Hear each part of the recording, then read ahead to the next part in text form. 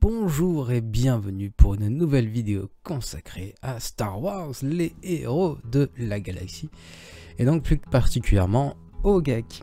Et d'abord plusieurs infos avant de commencer cette GAC. Nous avons plusieurs FR qui sont dans le top 50. Alors on a des FR de chez Portugal Was Reborn, on a des FR de chez, j'en ai vu un de chez RFF, pardon. Et enfin, il y a mon poteau Orion de chez Galaxy Orion qui est dans le top 50. Donc un bro avec qui on a siroté quelques sirops de houblon sur le port de Cassis. Donc bonne chance à tous dans ces derniers instants. Après, évidemment, le top 50 est forcément... enfin la première place toujours Opus 74, la machine à détruire, des Wolfpack, des FC Nova, donc bonne chance aux Français, notamment au premier Français qui est sur la liste, donc Portugal Was Reborn, c'est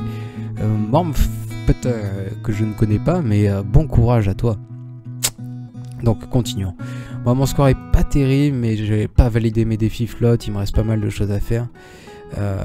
Et il faut dire que j'étais sur une série de 33 full clear et quelqu'un a réussi à faire en sorte que je ne fasse pas un full clear. Aussi, je tiens solennellement à féliciter l'IA qui a fait un placement défensif assez incroyable sur ce match. Donc c'était une pause auto et donc le petit JML avec Gas et Ray pour empêcher mon Gas Counter et la petite Ray avec JKL et 5, c'était purement infâme et j'ai pas été très bon. Donc félicitations à l'IA de T-Rectorn qui met fin à une série de 33 full clear. Presque 3 saisons. Mais sinon je vous ai pas stream la semaine dernière. Le match 2 était sur la vidéo des Banta. Mais sinon la semaine 2 était relativement simple. Donc voilà, c'était des bons matchs. Cette saison, qu'est-ce qui s'est passé? Enfin cette semaine de GA. Donc là c'est la finale que je vais vous rediffuser. Mais avant la finale, donc j'avais... R23PO, on va regarder son replay. Mince, je viens de vous spoil la fin. Et il y avait juste avant C58 Vador. Donc c'était un match plutôt simple, c'est du full clear. Pour ça je vais pas vous le rediffuser, il y avait des équipes qui méritent pas d'être là à ce niveau-là. Qu'est-ce qu'il y avait de l'autre côté? Il avait juste un truc, ouais, il avait une CLS, j'avais peur qu'il la mette devant sa CLS. Anchovy qui est une excellente équipe en 3v3 vraiment suprême, mais en l'occurrence il l'a placé derrière, donc j'ai pas été obligé de faire des choix, il y avait des teams relativement simples devant. Mais donc on va passer au GAC replay. Aussi, autre info, l'ami Pépito a lancé un Patreon. Et alors qu'est-ce que c'est qu'un Patreon? Un Patreon, vous avez la possibilité de en quelque sorte de souscrire un abonnement pour soutenir une chaîne. Et l'ami Pépito, ça fait des années qu'il fait des vidéos et il propose vraiment des contenus de qualité. C'est lui qui a créé notre Discord des youtubeurs sur lequel il y a quand même pas mal d'infos qui transitent. Donc c'est lui qui l'a créé, c'est pour ça qu'il est en jeune. J'invite ceux qui le peuvent, les temps sont durs, mais si jamais vous pouvez soutenir Copain, ça ferait plaisir, ça lui permettra d'améliorer la qualité de ses vidéos, ça lui permettra par exemple d'utiliser des refresh pour tester plein de strats en arène. Donc il y en a déjà quelques-uns qui l'ont fait, je leur en remercie, et je m'engage à ce que chaque personne qui souscrira au Patreon de Pépito, je m'engage à faire une GAC en écran partagé avec eux afin de les aider. Donc ils font leur GAC et je viendrai sur un vocal, ils partageront leur écran afin de partager l'info. Autre info. Bon, ma carte son, j'ai un petit problème, la sortie externe est morte. Donc je n'ai pas les retours son, ce qui est vraiment très contraignant et ce qui va m'empêcher de faire des vidéos à plusieurs avant que je solve le problème. Mais la dernière vidéo collective, donc c'était avec Sornon et toute sa bande des Bantas.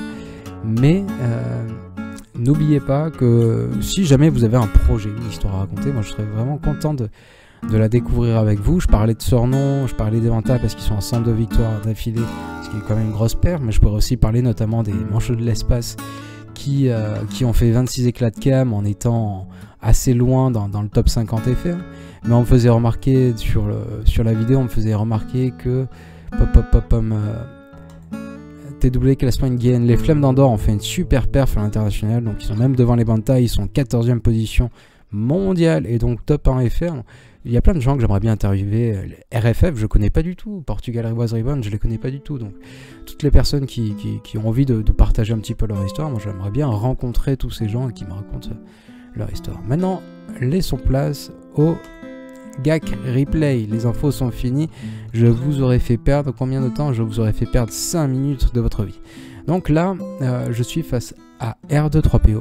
R23PO, il a été super sympa. Et d'ailleurs, je pense qu'il va regarder la vidéo. Je lui ai dit que ce serait rediffusé. Si tu me regardes, R23PO, it was a really good match. I really appreciate the message you give before the fight. I hope you to get cover. Have a good week and see you soon. Donc voilà, il m'a proposé de poser plein d'équipes Low Gears pour qu'on maximise nos bannières. Et d'ailleurs, mon prochain adversaire aussi, il était super sympa. Il a vu que j'avais un très bon classement. Il m'a proposé qu'on s'arrange pour que je gagne assez facilement. Chose auquel j'ai décliné. Ça sert à rien de jouer un match GA s'il n'y a aucun enjeu. Enfin, c'est ça qui est drôle, de ne pas savoir si vous allez passer. C'est est-ce que votre counter va marcher ou pas. Et donc, vous allez voir que mes stratégies ont très peu évolué. Dans le sens où j'ai trouvé ma méta, j'ai trouvé mes équipes qui fonctionnaient extrêmement bien en attaque avec les modages que je leur ai appliqués, j'ai trouvé mes défenses qui fonctionnent extrêmement bien et je suis assez régulier, je suis sur une série de 18 victoires je crois, donc pour l'instant ça marche bien, j'ai pas envie de changer. Donc vous pouvez voir toujours une première ligne qui est obligée à faire des choix, donc il y a quand même un gros DR sur lequel la plupart de mes adversaires en fait envoient simplement un GL. Ce qui leur empêche de me full clear, et qu'ils n'ont plus de quoi tomber mon gel qu'ils aiment bien souvent. Alors c'est parce que peut-être je tombe sur des matchmaking beaucoup plus simples sur cette semaine 3 et sur la semaine 2 que sur la semaine 1, où là il y avait vraiment du lot, ce qui est très peu compréhensible. Donc derrière, on retrouve ce SLKR Zombie Daka, qui fait un carnage, et d'ailleurs j'ai des fails, des gens qui utilisent JML et qui fail sur un SLKR, donc c'est plutôt important, il faut le dire. Donc là derrière, donc il y avait l'esprit, il a 306 de speed avec le lead, ça fait 336, ça fait très mal. La bonne CLS Anchovy. Et là exceptionnellement je n'ai pas mis mon JK R8 parce que R23PO a qu'est-ce qu'il a fait? Il a un Akbar qui est plus rapide que le mien. Alors j'ai beau être R2, il l'a mis full 6 dot et il est R3. Donc son Akbar est plus rapide que moi et je ne peux pas mirror son Akbar. Donc en plus de ça, il place assez généralement des bonnes flottes en défense. Il n'hésite pas, enfin s'il y a un endroit où il est fort, c'est sur les flottes. Donc j'ai été obligé de diminuer en quelque sorte mes flottes pour être sûr de le full clear. Et je suis plutôt satisfait de l'avoir fait parce que sinon j'aurais pu avoir des mauvaises surprises. On trouve ses défenses, donc la bonne CLS, une bonne petite ray, et j'ai pas montré ce qu'il y avait en bas, c'est pas grave. C'est pas grave. Vous m'excusez, je suis au café.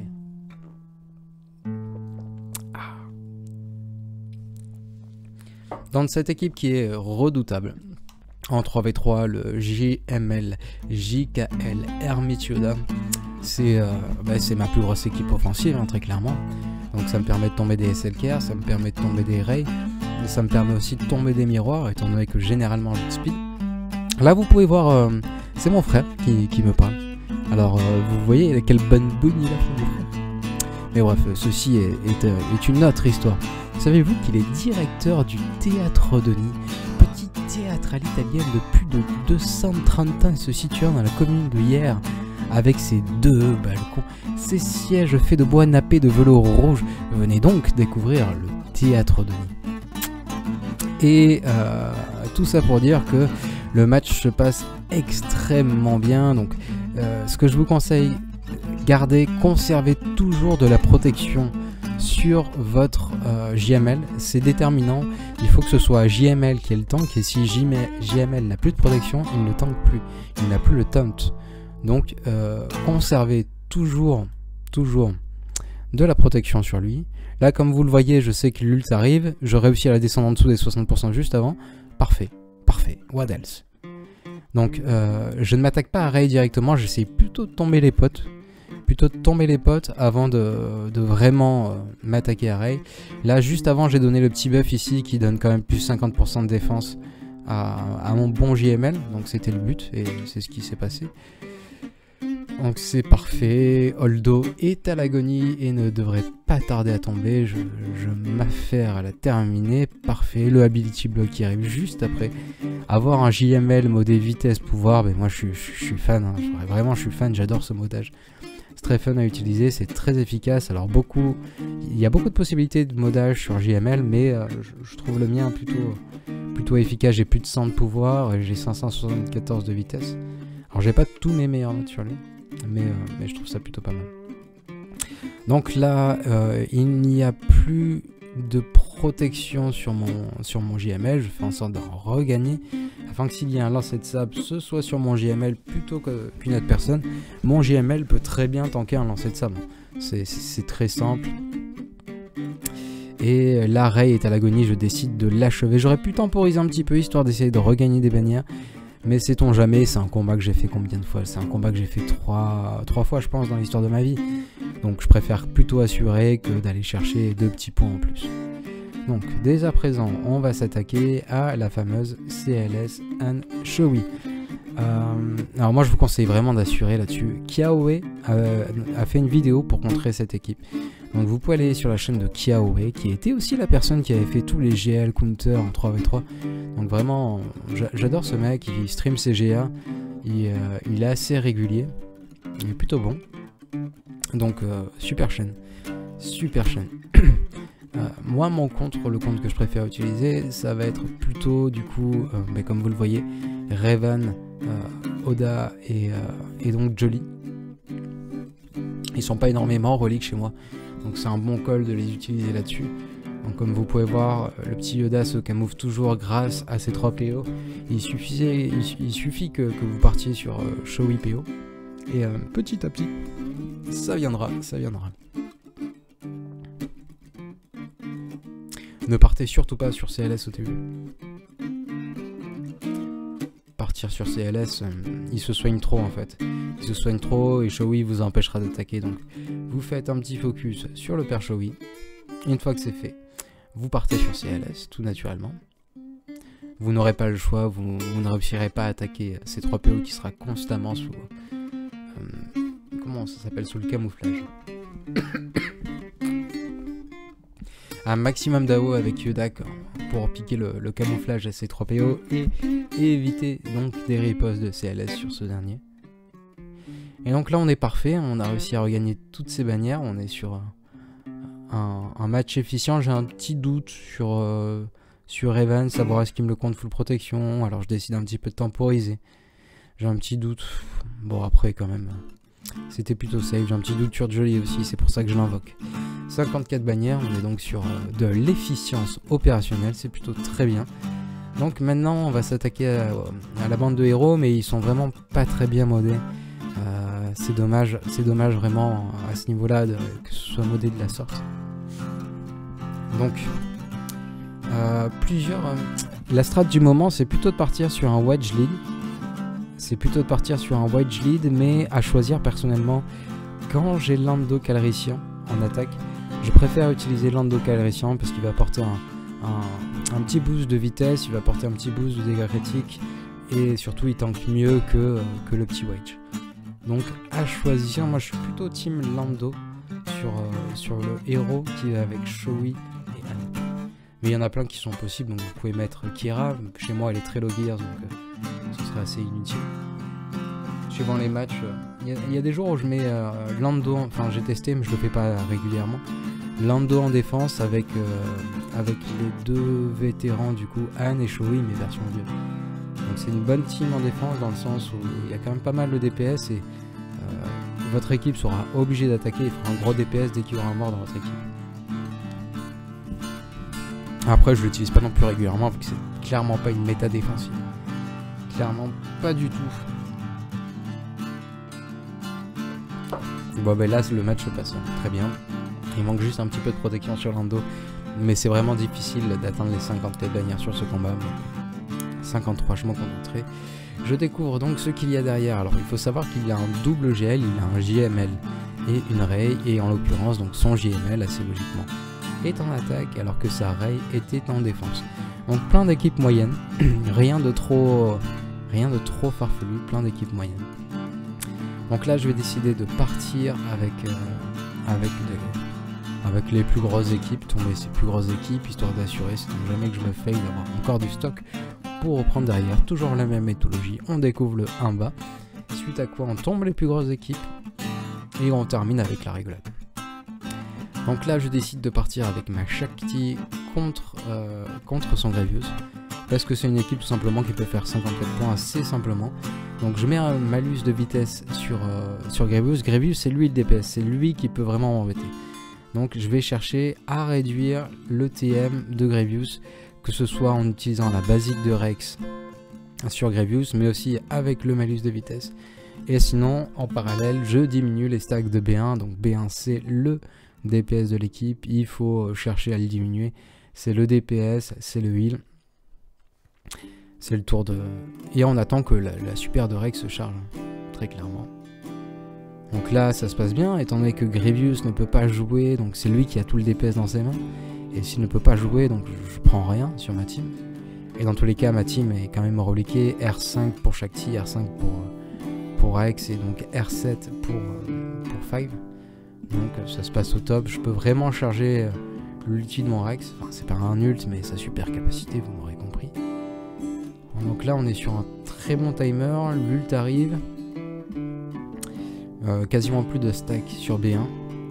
Et là, on est parfait. Big badaboom. Je vais donc décider de tomber B1 et après j'aurai tout mon temps pour regagner ma protection en attaquant le B2. Et ça c'est cool. Ça c'est très très cool.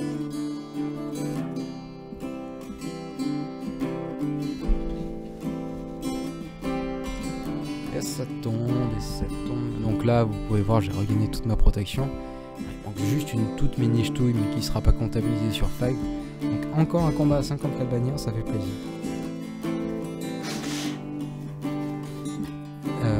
Aussi, attention, R2, D3, PE avait fait de super bannières offensives avant qu'il ne faille. Donc il y avait un petit peu de pression là-dessus. Il a été plutôt petit. Tant mieux pour moi, il ne réussira pas à aller jusqu'au bout. Donc là, je décide de partir avec Ray. Mais réfléchir, j'aurais peut-être dû plutôt envoyer mon Kairu en Mira. Donc j'adore utiliser mon Kairu des vitesses ou de speed. Pas mal d'équipes, donc ça fait du 314 de speed avec son lead, 284 plus 30, donc son stun de 2 tours qui ne peut peut-être résister à esquiver, et je le mets donc avec l'exécuteur et avec l'officier qui me permet de regagner ma protection, qui permet donc d'avoir le bonus de ténacité, le bonus d'attaque. Excellente équipe, je pense que j'aurais réussi à mieux maxer mon score si j'avais envoyé plutôt cette équipe. Et je maxerai mieux mes scores en Ray quand BB8 sera R7. Ce qui ne saurait tarder. Je vous montrerai donc l'évolution de mon stuff.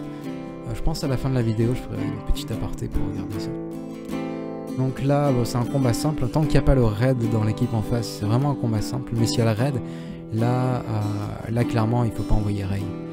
Étant donné qu'il y aura beaucoup trop de speed en face, dès que vous mettrez des malus, mais ils seront dispel. Et l'équipe augmente, gagne du TM à chaque fois qu'elle inflige un coup critique. Donc là, manque de bol pour moi, il manque un petit peu de protection, mais ça fait quand même un combat à 53 points. Donc c'est quand même plutôt cool, 53 points, on va pas chipoter.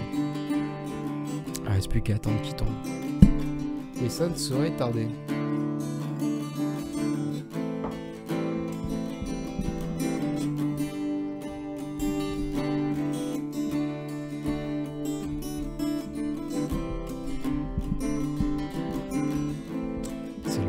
C'est long. Mais plus c'est long, plus c'est long.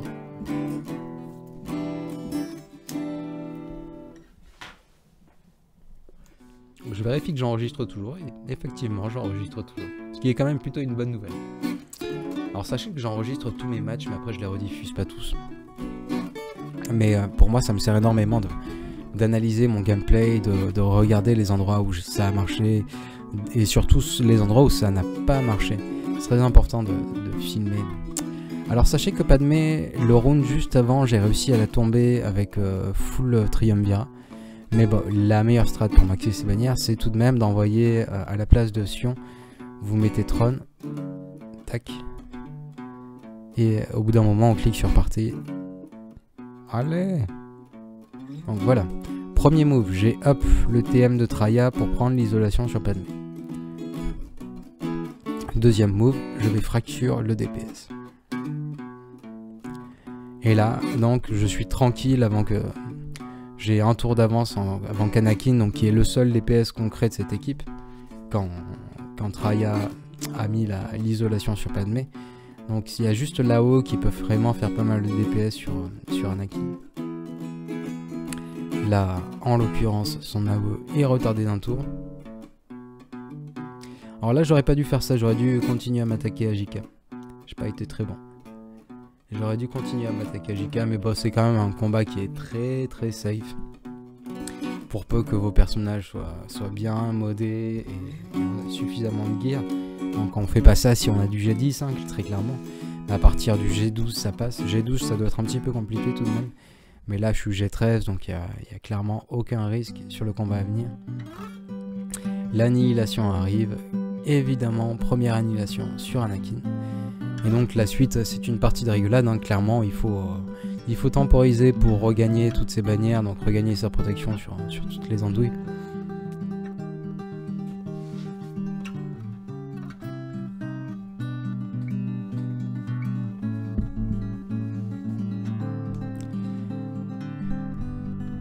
Jouer aussi énormément avec l'isolation de Traya qui permet de donner des petits boosts de protection. Et donc ce petit boost ça permettra d'encaisser une attaque sans perdre le full protection sur son personnage. Donc assez important.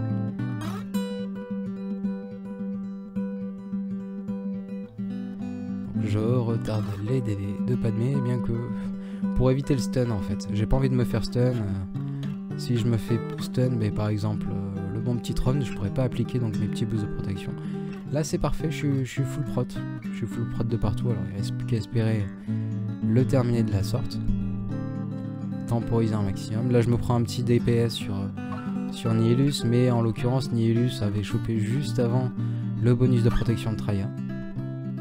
Là j'hésite, est-ce que je termine maintenant? J'ai quand même un petit doute sur le fait qu'il soit full protection.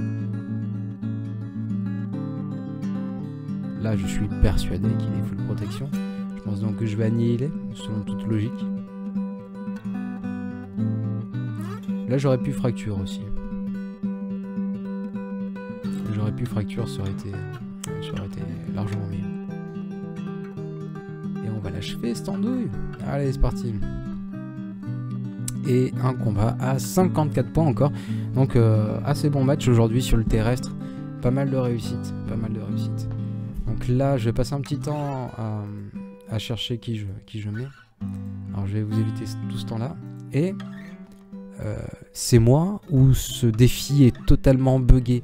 Vous allez me dire que sur tous les matchs où j'ai utilisé Ray, enfin RJT, j'ai mis qu'une seule exposition. Enfin là si je regarde le replay du match, il n'y a pas qu'une seule exposition. Ce défi est totalement buggé, hein, ce qui me chagrine un peu. Et bref, on va retourner au replay. Donc j'ai plus mon Tron avec mon Vador, mais j'ai bien envie d'envoyer mon Vador là-dessus. Et je vais partir avec donc cette strat. Donc mon Doku il a plus de 300 de vitesse. Et clairement il est là pour se prendre un stun sur le Droideka en premier. Si jamais je ne prends pas le stun, j'ai mon Sion qui est derrière pour dispel. Mention gros avantage, il peut regagner de la protection. Donc c'est parfait, j'ai même pas besoin de dispel avec Sion. Donc là le seul personnage qui vraiment peut me faire du dégât en face, c'est le Droideka. Alors le Droideka il subira un destin plutôt tragique, il faut bien l'admettre. Dommage, je perds un petit peu de protection sur mon Vador. J'aurais préféré que ça arrive sur mon Sion, donc le but c'était de faire 54 bannières, très clairement. Donc là je vais me camoufler, histoire de pas prendre de riposte sur Magma. et histoire de pouvoir stun également le magma sans craindre la riposte. Donc là, je pense que je vais temporiser, je vais m'assurer de one shot, de regagner voilà, un peu de protection sur Sion, on est parfait. Là on a énormément de malus, on peut y aller, je peux me lancer de sabre, ça fait du bien quand ça passe. 53 points, donc c'est plutôt cool. Et là je peux découvrir ces flottes et je suis quand même plutôt content d'avoir gardé mes deux méta en attaque, étant donné que donc Malvo et surtout le Radius, donc souvent les flottes que j'utilise en attaque c'est Malvo et Home One. Le Home One contre le Radius c'est naze, clairement vous avez beaucoup de chances de vous faire annihiler comme une andouille, donc je suis plutôt content de l'avoir conservé mes deux flottes en attaque, c'était bien pré-shot. Malvo Mirror, après ça me pose pas vraiment de problème, mais vous faites des bannières qui sont vraiment pas terribles. Alors là, est-ce que je vais pas un peu vous accélérer le timer? Donc on est sur une Hux. Hux, je décide de plutôt partir avec Padmé, et avec Padmé je ne mets pas Anakin, je décide de mettre plutôt la petite Ahsoka, ce qui me permettra d'avoir une attaque de masse pour attaquer ces NS qui sont un peu plus bas. Et donc le gros avantage de la petite Ahsoka, ben voilà, c'est qu'elle a plus de dispel, donc limité au coup critique assez rapidement sur du coup le raid. Et ça se passe très bien encore une fois. Donc, comme je vous l'ai dit, vous voyez, je change relativement peu mes défenses. J'ai quelques défenses, je fais toujours quelques slices en fonction de ce que je vois sur le gag history de mes adversaires. Mais ça fonctionne très bien, là encore on est sur 54 bannières. Donc j'ai mes équipes qui fonctionnent, j'aime bien les utiliser. J'ai mes défenses qui sont plutôt fonctionnelles. Alors je les change un petit peu à chaque fois pour garder quelques surprises, mais pas non plus énormément. J'ai trouvé ma méta. Alors que d'autres, enfin les meilleurs, il y a largement meilleurs que moi, je le rappelle. En termes de FR, vous prenez Sadik et Ewan Lamandel. Si jamais je tombe contre eux, ils mettent une branlée pas possible, hein, soyons clairs. Si je tombe sur un Wolfpack, un membre DFC, pareil, je pense que je dois avoir 80% de chance de perdre si je tombe face à eux. Il y a largement meilleur que moi. Mais moi, c'est ma méta actuelle. Si vous prenez un joueur comme Andalbil ou Xaires, ils vont avoir tendance à largement plus changer leur défense. Après, c'est leur strat. Avant, je changeais beaucoup plus mes défenses, mais je remarque que j'ai quand même beaucoup plus de réussite maintenant avec cette nouvelle strat. Là, voyez ça, avec tout le bonus de ténacité qu'il y a avec son lead, elle a réussi à poser un malus, et ça, je m'y attendais pas là. La petite du coup, c'est Talzin qui, à peine G12, a réussi à poser un malus. Alors, j'avais pas vérifié son rodage, il doit vraiment être full pouvoir, mais très unlucky d'avoir pris ce malus qui va forcément me diminuer mon nombre de bannières. Donc, vous voyez que j'ai de la santé qui tombe, et donc pas cool. Elle a réussi à me mettre un malus. Mais bon, il y a plus grave.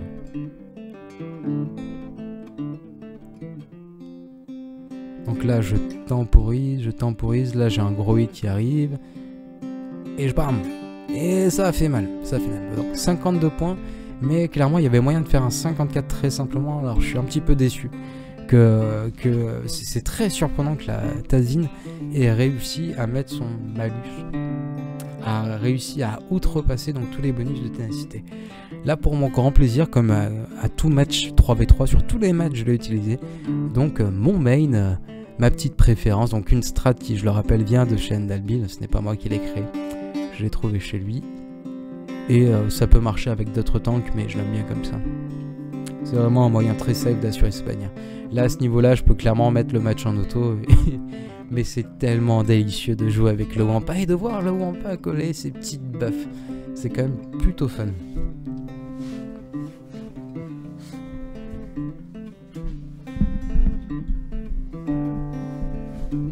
Spadaboum! Essaye de raise et tu peux pas test. C'est trop bon. C'est trop bon. Cette équipe permet vraiment d'assurer un 54 points, mais c'est easy, c'est génial. Et on achève ce combat qui se termine. Oh, c'est fou! Ah, 54 points. Très cool, très cool. Il ne reste plus que ces GE. Alors, c'est les GE où il ne faut pas les sous-estimer. C'est pour ça que j'ai gardé ma 501ème et que je vais envoyer carrément toute ma 501ème pour les tomber. Son espion est bien relique et donc son espion peut faire très mal.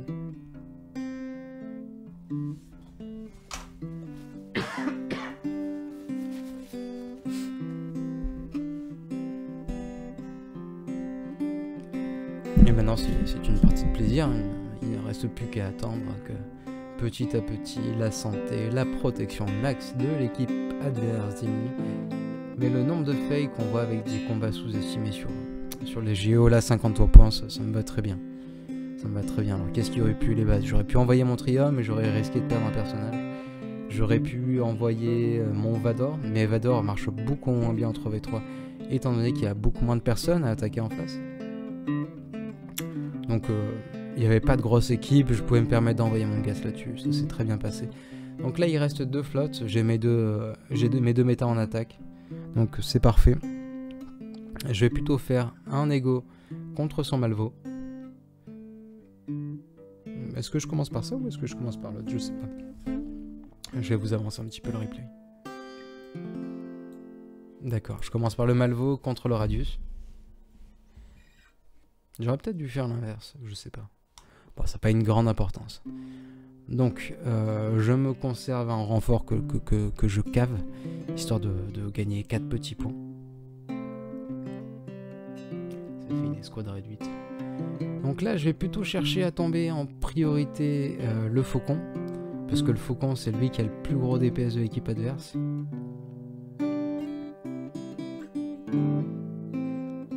Mais cette équipe est tellement contraignante à attaquer, il y a tellement d'esquives, j'aime pas.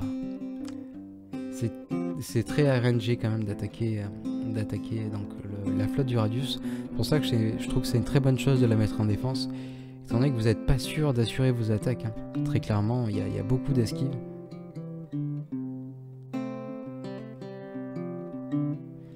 Comme vous pouvez le voir, bam, gros hit. J'en perds 2, cash. C'est pas cool. Pas cool. Donc afin d'éviter que... vraiment le danger pour moi c'est le Faucon qui réussit à faire des hits de l'espace en AOE.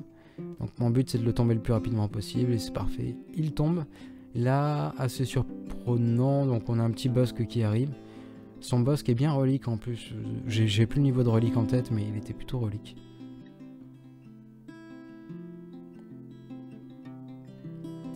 Je vais d'abord chercher à tomber donc évidemment les résistants afin d'éviter qu'il y ait l'ult qui pop du Radius qui là pourrait devenir vraiment contraignant.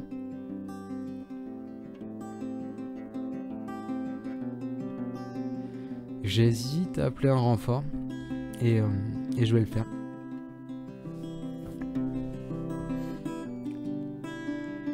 Donc l'Ebon Husk qui est toujours un renfort incroyable. L'Ebon Husk a la particularité de... déjà quand il arrive il dispelle tous les bonus qu'il y a en face. Mais il a aussi la possibilité de mettre l'immunité aux améliorations, ce qui empêche les gains de protection sur notamment Bosque. Donc qui fait comme le vaisseau de l'État avec sa SP1. Donc parfait. Le combat se termine plutôt bien. Alors j'ai perdu pas mal de bannières avec la première AO du Faucon qui m'a fait énormément de mal. Mais bon, j'ai pas besoin de maxer mes bannières à ce niveau-là. Donc comme vous l'avez vu, il a fait des fails. Il ne passera probablement pas mon SLKR. Et en fait, il ne le passera pas. Je pense qu'à ce niveau-là, je peux vous teaser la fin dans tous les cas. Donc voilà, plus qu'un vaisseau à attaquer. Alors je vais me demander qui je mets en renfort. Je décide d'assurer, donc je pars en full renfort. Je fais plutôt un starter avec Ahsoka, le bon Bosque et Anakin. Mais en l'occurrence... le début de scénario se passe plus exactement comme au moment où j'avais donc mon JK R7. Hein. Et il va falloir que je m'habitue, il va falloir que je retravaille la strat du Nego contre le bon Malvo. J'aime bien mettre le Bosque. Alors en théorie, enfin le move quand vous êtes R7 avec votre Nego, donc il y a la piote Ahsoka qui va donner la riposte à tout le monde et qui va donner la riposte après que le vaisseau adversaire ait joué, ce qui fait que votre boss aura la riposte et qu'à chaque fois il va s'auto-dispel tous les petits malus, tous les petits buzz droïdes de l'équipe adverse. Voilà, en l'occurrence le scénario est pas vraiment le même, donc j'ai mon renfort qui arrive avant le deuxième tour de piote Ahsoka, du coup elle peut pas jouer sa spé. Et ça complique légèrement le début de match, mais c'est quand même une bonne équipe, c'est quand même un bon starter. Donc si vous avez Plo, vous pouvez redonner le ton, vous pouvez dispel tous les buzz droïdes. La très bonne nouvelle pour moi, c'est ce mauvais renfort qui arrive. Donc le petit Boba qui va prendre sa petite claque d'entrée par la petite Ahsoka.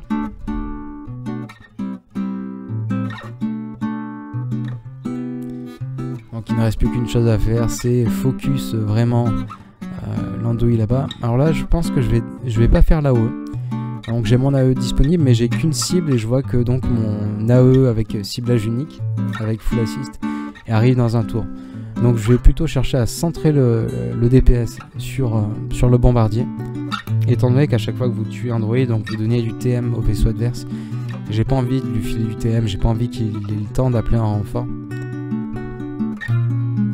Bon, moi aussi de mon côté, par contre, appeler en renfort, ça fait un renfort en plus qui perd dans la protection. Donc de ce côté-là, pas terrible. Mais j'ai toujours 3 vaisseaux qui sont full protection, j'en ai perdu aucun. Et on est sur un score de 63 points, donc ça me va très bien. Sachant que j'ai été petit joueur, j'ai mis full renfort avec. Donc voilà, ce match qui se termine sur un score total de 2661 à 2354. Il ne me reste plus qu'à jouer... la finale contre Monsieur Onesies, là, qui a l'air super sympa. Donc je pense que lui aussi, je lui filerai le gag replay à la fin du match. Il a un bon rooster, il est sur 2 GL lui aussi. Qu'est-ce qu'il a? Il a SLKR et JML, donc 2 équipes que je peux réussir à contrer avec mon gas. Il faut que j'étudie ses défenses, j'ai pas encore posé mes défenses, il faut que je le fasse. Et voilà, autre info, d'ici très peu, là il manque plus grand chose. Vous voyez là toutes ces petites croix vertes qui me plaisent particulièrement. Mais donc très clairement je suis à quelques jours de passer Rey, de faire toutes les augmentations sur tous mes personnages en même temps pour avoir Rey. Donc Galactique Légende, j'ai les étages, il manque juste un truc, il me manque plus que 100 de ça, un peu moins de 100 ici, et un petit peu plus de 100 ici. Mais donc, ma strat c'est toujours la même, comme à chaque GL, je stocke les composants de reliques, je stocke les composants G13 et je fais tout d'un coup pour éviter la PG inutile. Donc voilà, ce sera fait après inscription à la 4e et dernière semaine de GA pour me laisser 10 jours pour obtenir Rey et R7 Rey entre 2 sessions de GA. Vous savez tout. J'espère que ce petit gag replay vous aura plu. Je vous souhaite un merveilleux dimanche. A très vite pour une nouvelle vidéo. Prenez soin de vous, prenez soin de vos proches. Hasta luego.